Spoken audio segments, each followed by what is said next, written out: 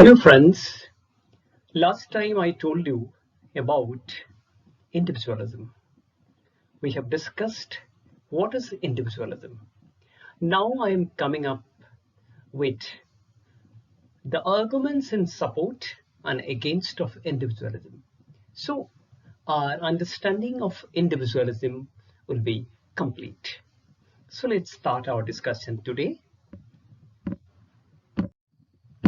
When it comes to supporting individualism, what we see is that there are some arguments that clearly says individualism as a philosophy was all right. There was no problem at all. What are these arguments in support of individualism?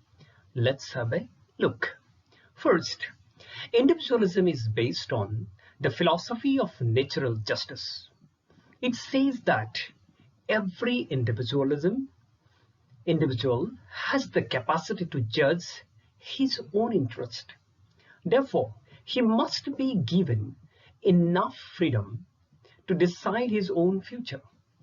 That means an individual knows his personality, his interest, so he should be left alone to decide his future.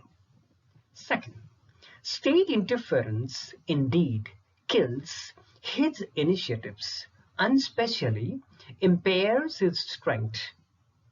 It does not help in the development of individual personality. State interference, according to individualist thinkers, does no way help in the growth and development of individual personality.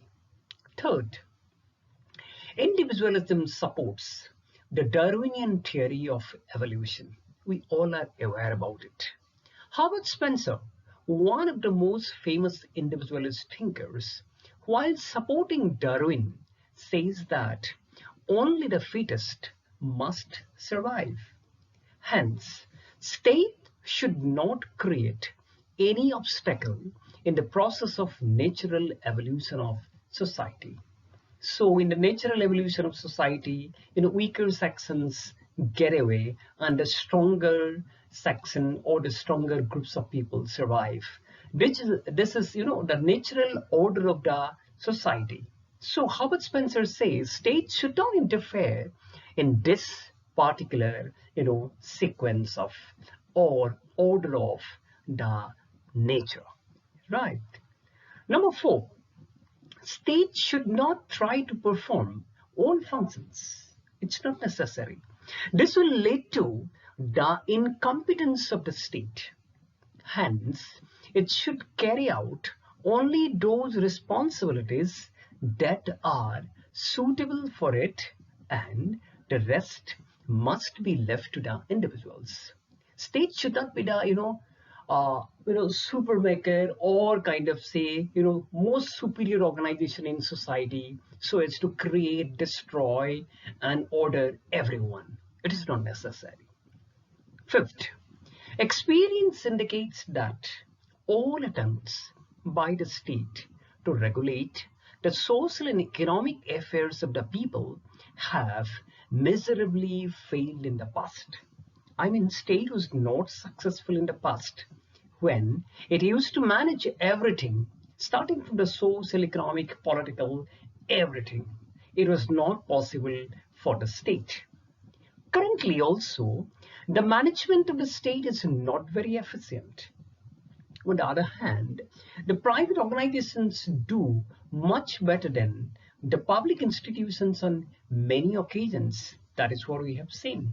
So finally, we can say that, therefore, it is wiser for the state to limit its activities. State should not, go into each and every aspect of society and the individual's life.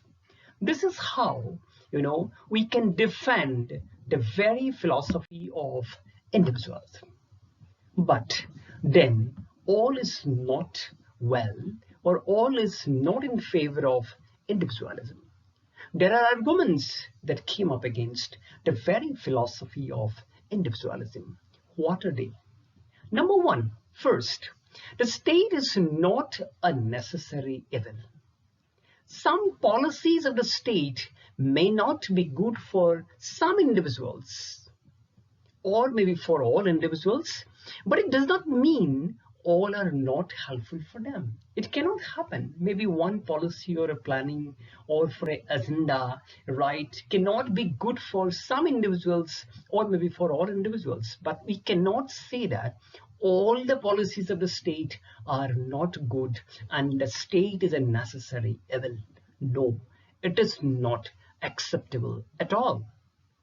Secondly, a modern state plays a vital role in the moral, material, and intellectual development of the individual. A modern individual has varieties of demands.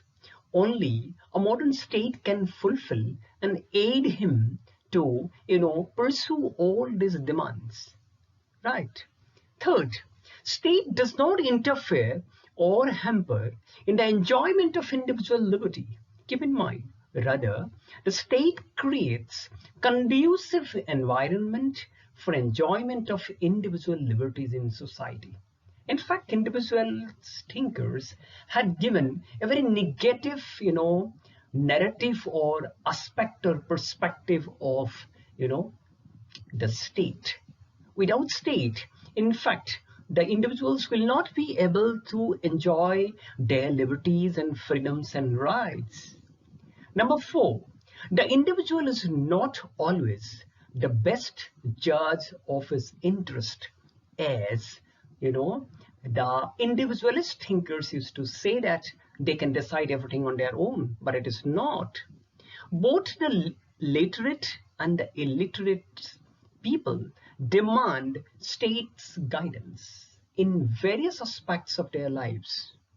Hence, only on the interest and betterment of the individual, the state must direct and control individual actions in society. It is really required. Number 5, there is no conflict between individual interest and the interest of the state. It is not. In reality, they are two sides of the same coin only. Further, the state creates a balance between them by exercising its vast powers. So, whatever the individualist thinkers said, there is a conflict between individual interest and interest of the state. It's not true, right? Number 6, non-interference of the state in economic affairs will create more imbalance in society. If the state does not interfere, right, in the economic affairs of the society, there will be massive imbalance in the society. Such an atmosphere will lead to monopoly and exploitation of the weak or the working class particularly. Thus, it is the duty of the state to check unhealthy economic competition in the society. Otherwise, the rich and the powerful, right, all of them and the huge business lobby, they are all going to take advantage of the weakness of the rest of the society. Number 7, the biological argument advanced by thinkers like Herbert Spencer, is completely unsound. It's not acceptable. This will lead only to the survival of those who are physically fit. In fact, it is the duty of the state to offer enough support to the weaker sections so as to come forward. Otherwise, they will always remain weak, poor, and vulnerable. State, being the most superior organization in society, human society, has to help these downtrodden, weaker sections and underprivileged so that they can come forward. Number 8, the individual thinkers exaggerate the evils of the state regulation so as to minimize the functions of the state. These philosophers completely overlook or ignore the welfare initiatives of the modern state. Modern state has done massive work for the welfare of humanity. So finally, when we go for an analysis, what we see is that Though we have said individualism is not good, but I agree, definitely. It has several disadvantages, but as a philosophy and a theoretical perspective, its importance can never be ruled out at all. It has clearly challenged the absolutist nature of the state for the first time, and finally asserted the importance of individual liberty and personality. That's very important. Again, the individualist thinkers have worked hard to reduce the burden of the state. I mean, minimizing the functions of the state. Then state can, concentrate on many other activities apart from the activities related to individual's life and liberty. Truly speaking, an excessive control or interference of the state cannot always be helpful, both for the individual and for the society as a whole. Finally, with the growth of voluntary organizations, hundreds and thousands today, and multinational institutions like that of the United Nations and other such global governance bodies, finally the role of the state has reduced to a great extent today.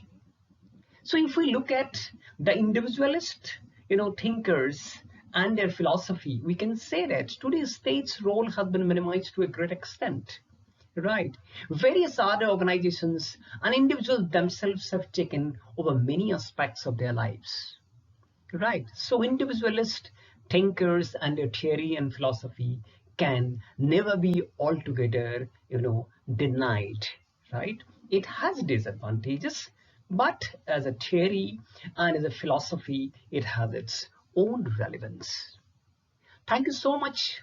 I'll be bringing various kinds of philosophies and their importance, advantages and disadvantages in my next videos. Keep watching me. Thank you so much for watching me. Bye-bye.